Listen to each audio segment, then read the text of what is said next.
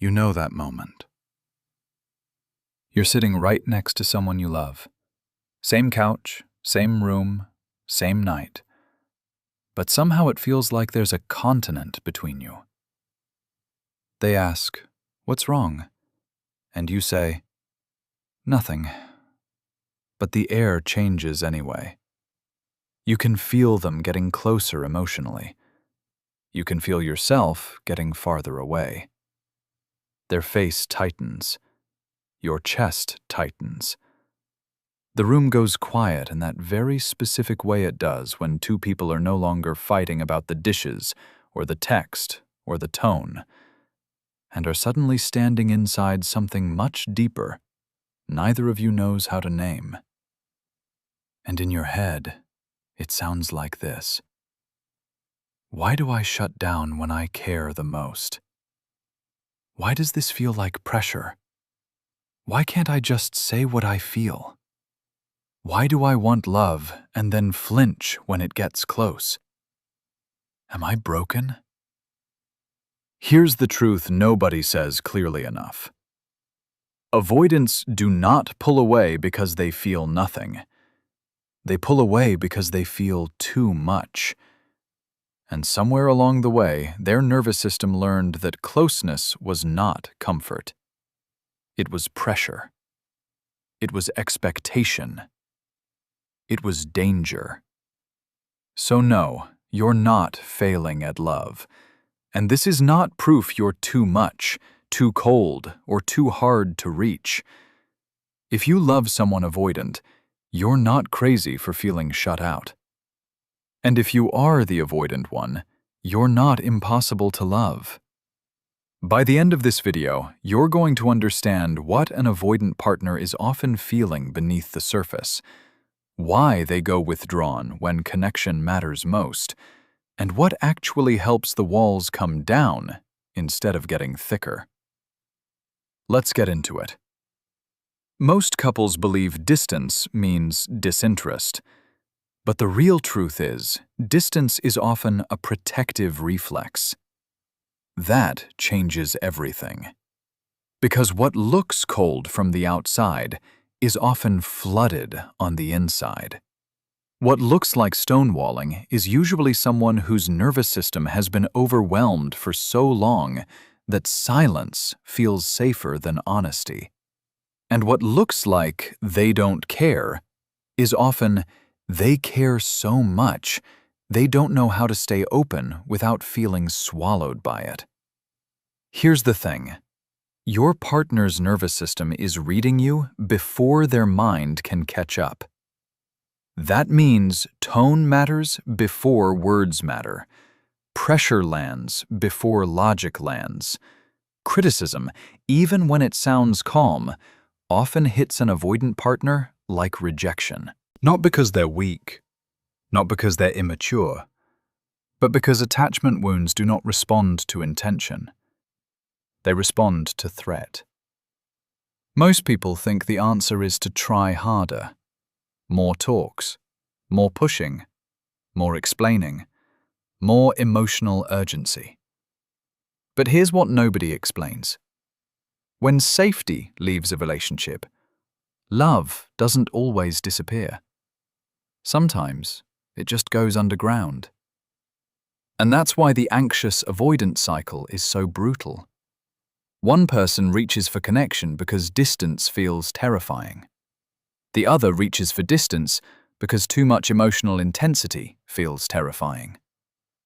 Different behavior, same fear, same longing, same unspoken need to feel chosen without feeling trapped. This isn't about labeling someone as the problem. It's about finally seeing the pattern clearly. Because once you understand that avoidance is often a strategy of self-protection, not a lack of depth, you stop reading every withdrawal as proof of lovelessness. And you start seeing the real work.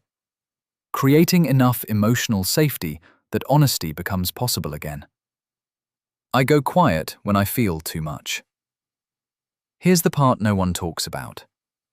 Most couples assume silence means absence. Like if someone loved you enough, They'd naturally know how to stay emotionally available in hard moments. But the deeper truth is almost the opposite. For an avoidant person, emotional intensity can hit the nervous system like a smoke detector that can't tell the difference between discomfort and danger. It just sounds the alarm. So they go quiet. Not because nothing is happening, because too much is happening all at once. Most people in relationships miss this. They see the quiet and think, "You're leaving me." But inside the avoidant partner, something more like this is happening. If I open my mouth right now, I'm going to say the wrong thing, disappoint you, or disappear inside this conversation. So the disconnecting version sounds like this. Partner, why do you shut down every time I need you? Avoidant partner, I don't want to do this right now.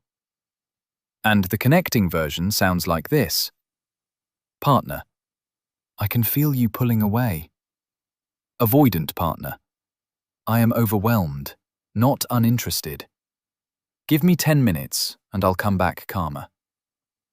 That's not emotional perfection. That's emotional translation. And when you do that, the silence stops feeling like abandonment and starts feeling like a bridge back to connection. Your hurt often sounds like my failure. This is where it gets really interesting. Most couples think feedback is just feedback, a normal conversation, a reasonable complaint, a small moment that should be easy to handle. But beneath the surface, many avoidant partners do not hear hurt as simple information. They hear it as indictment. They hear, "You are not enough. You are getting this wrong.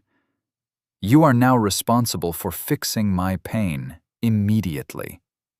And when that lands on a nervous system already wired to protect itself through distance, withdrawal becomes predictable. Not because they don't care, because they suddenly feel cornered. Her words may be, "I miss you."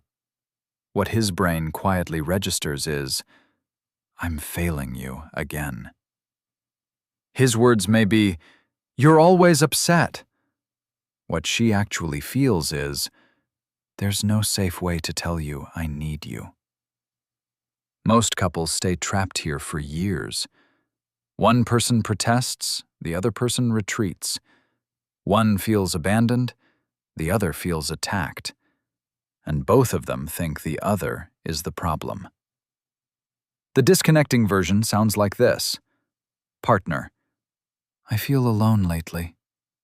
Avoidant partner, so nothing I do is ever enough? The connecting version sounds like this. Partner, I feel alone lately. Avoidant partner, that's hard to hear, but I want to understand it instead of defending myself. Not louder conversations, not more compromising, not rehearsed communication tricks, but two people who are safe enough to stay present when pain enters the room.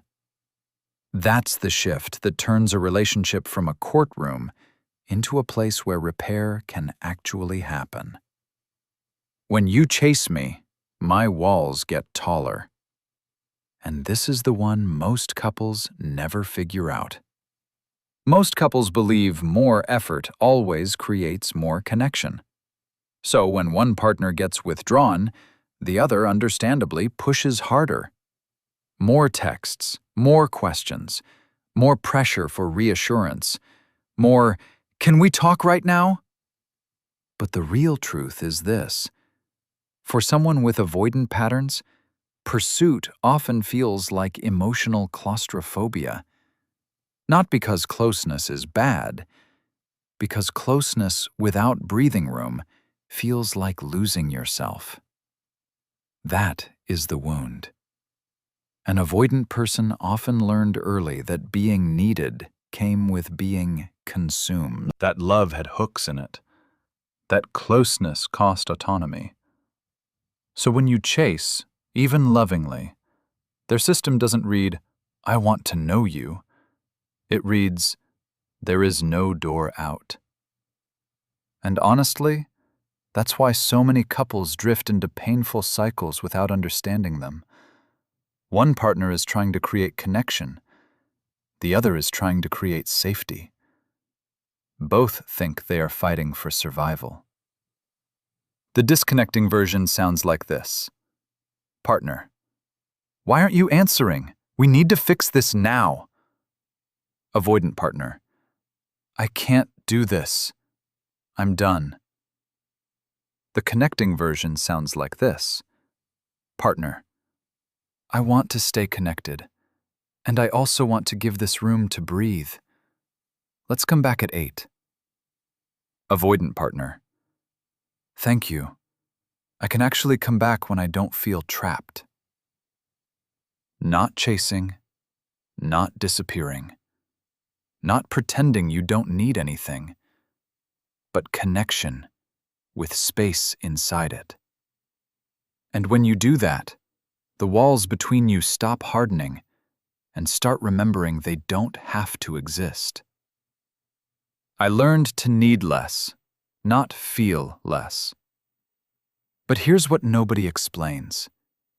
Most people in relationships think avoidant people are naturally less emotional, less tender, less affected by loss, conflict, or longing. That's rarely the truth. The deeper truth is, they often trained themselves to survive by becoming self-contained. They learned to swallow needs before those needs could be disappointed. They learned to act unbothered before vulnerability could be used against them. They became experts at looking fine. But looking fine and feeling safe are not the same thing. This is why an avoidant partner can seem steady one minute and distant the next. Beneath the surface, they may be carrying unspoken longing, the way you carry tension in your shoulders without realizing how heavy it's gotten. Their distance isn't always a wall. Sometimes it's scar tissue, built slowly, quietly, over 100 small moments where closeness did not feel soft. Most couples never name this, so they keep personalizing protective patterns. The disconnecting version sounds like this. Partner: "You act like you don't need anyone." Avoidant partner: "Maybe I don't." The connecting version sounds like this. Partner: "Sometimes you act like you don't need anyone, but I don't think that's the whole truth." Avoidant partner: "It's not. I just don't always know how to need someone without feeling weak." That sentence changes a room. Because suddenly the problem is no longer distance alone, it's the fear beneath the distance. And that's when your partner stops feeling like a locked door and starts feeling like a person who has been protecting something tender for a very long time. I don't need you to fix me. I need you to stay without controlling me. Here's the part that sounds subtle but changes everything. Most couples confuse support with management. If one person is withdrawn, the other starts over-functioning, explaining more, guiding more, pushing more, monitoring the emotional tone, trying to force repair before there is real presence. But avoidant partners are especially sensitive to control, even loving control, even well-meaning control. Because once someone feels managed, they no longer feel met. And when they don't feel met, they pull farther back into themselves. This isn't about tolerating emotional unavailability forever. It's about understanding what actually opens someone up. An avoidant person does not soften because you corner them better.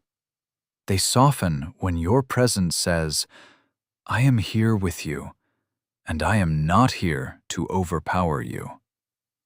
That's when something in them starts to unclench.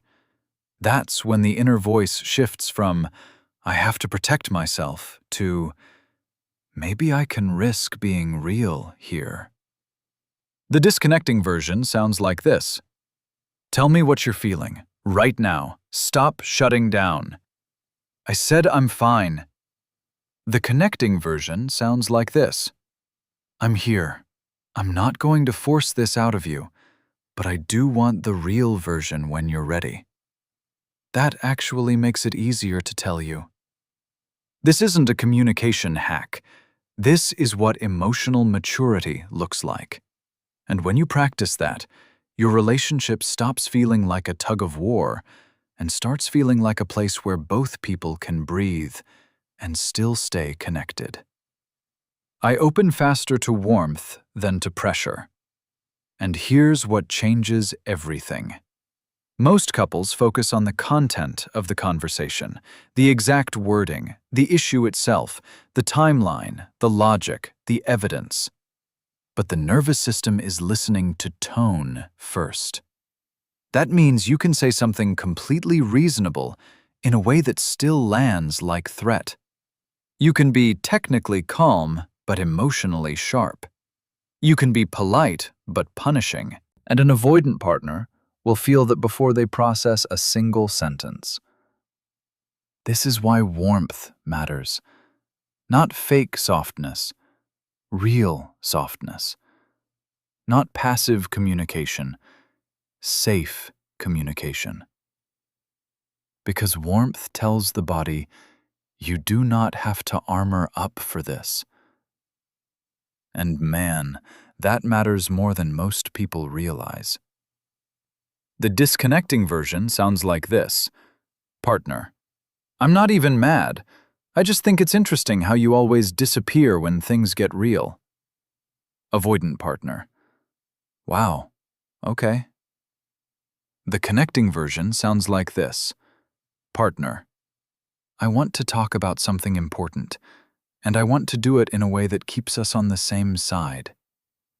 Avoidant partner, okay. I can stay with that. Most couples underestimate this completely. They think connection is built in the big breakthroughs, but intimacy is usually built in the 30-second moments when your tone says, I am turning toward you, not coming for you. And when you do that, the body settles before the conversation even begins, and the relationship starts to feel like refuge instead of risk. I come back when home still feels safe after conflict. This is the final piece. And honestly, it may be the most important one. Most couples think trust is built by avoiding conflict, or by having one perfect conversation that resets everything, or by finally saying the one magical sentence that heals years of drift. But real trust is built after rupture, after the awkwardness, after the missed moment, after someone got triggered, after someone got withdrawn. Because for an avoidant partner, the question is rarely just, do you love me? It's often, will love still feel safe when I disappoint you? That is the real test. If every rupture becomes shame, attack, sarcasm, or emotional punishment, the avoidant partner learns that honesty is expensive.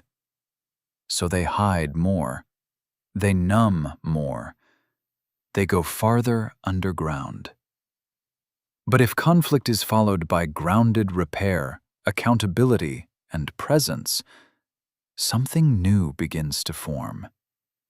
Not perfection, not zero triggers, not never getting it wrong again, but two people learning that rupture does not have to mean disconnection. The disconnecting version sounds like this. Partner, you shut down again. This is exactly why nothing ever changes. Avoidant partner, forget it. Why bother trying? The connecting version sounds like this. Partner: that hurt, and we still need to talk about it. But I'm not going anywhere. Let's repair this without tearing each other apart. Avoidant partner: okay, I can try again. And that's when the relationship stops feeling like a place where one mistake means exile and starts feeling like a place where both of you are becoming safe enough to be real. So, if an avoidant could speak honestly, this is what they would want you to know. Their distance is not always indifference. Their silence is not always emptiness. Their withdrawal is often a pattern their nervous system learned long before they ever met you. And if this is your pattern, this is your invitation. Not to become someone else overnight, not to force yourself into constant vulnerability, but to become someone who can stay a little longer, say a little more, and stop mistaking protection for peace. This isn't a checklist, it's an identity shift. When you internalize this, you stop reacting to avoidance like it's proof that love is gone, and you start responding to it like a signal that safety, presence, and repair are needed beneath the surface. And that changes the entire emotional climate of a relationship. These aren't just tips for a better connection. They're the beginning of becoming the kind of partner who can love deeply without disappearing, and receive love deeply without running from it. Real intimacy begins the moment you stop treating withdrawal like the truth of a person and start seeing it as the wound they learned to